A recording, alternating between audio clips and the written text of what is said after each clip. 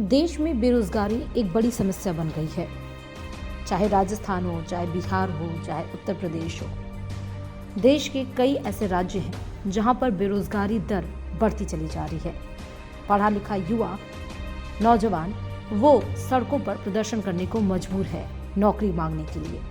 और इसी क्रम में अब बेरोजगारी को लेकर देश के दिग्गज नेता शरद पवार का गुस्सा फूट पड़ा है। उन्होंने इसे लेकर केंद्र और महाराष्ट्र की भाजपा सरकार को आड़े हाथों लिया। राकपा प्रमुख शरद पवार ने पुणे में कहा कि बेरोजगारी के कारण सामाजिक समस्या पैदा हो रही है। शादी योग्य युवकों को नौकरियां नहीं होने के कारण दुल्हनें नहीं मिल रही हैं। पुणे में राकपा की जन जगार यात्रा को बुधवार को हरी झंडी दिखाने से पहले पवार ने आरोप लगाया कि महंगाई और बेरोजगारी जैसे असल मुद्दों की ओर से ध्यान हटाने के लिए समुदायों के बीच दरार पैदा की जा रही है। पूर्व केंद्रीय कृषि मंत्री पवार ने कहा कि आज का युवा शिक्षित है और उसे नौकरी मांगने का अधिकार है। उन्होंने कहा कि उद्योग महाराष्ट्र से बाहर जा रहे हैं।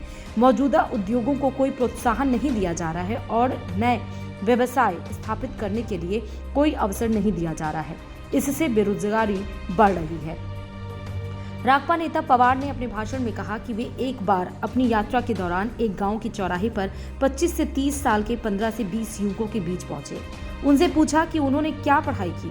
कुछ ने कहा कि वे स्नातक हैं यानी ग्रेजुएट हैं, तो कुछ ने कहा कि वे स्नातकोत्तर हैं। जब उनसे पूछा कि क्या वे शादीशुदा हैं तो सभी ने ना कहा।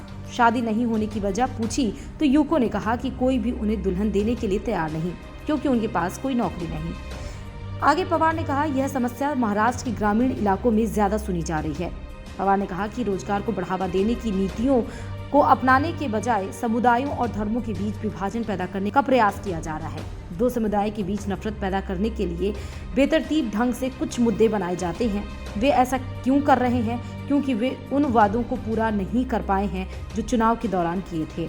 पवार ने कहा कि देश में भुखमरी के मुद्दे का समाधान संभव है क्योंकि किसानों ने उत्पादन बढ़ाया है, लेकिन सत्ता में बैठे लोग किसानों को उचित मूल्य देने को तैयार नहीं, बल्कि वे बिचौलियों के हितों की रक्षा कर रहे हैं और आम लोगों को महंगाई की खाई में धकेल रहे हैं।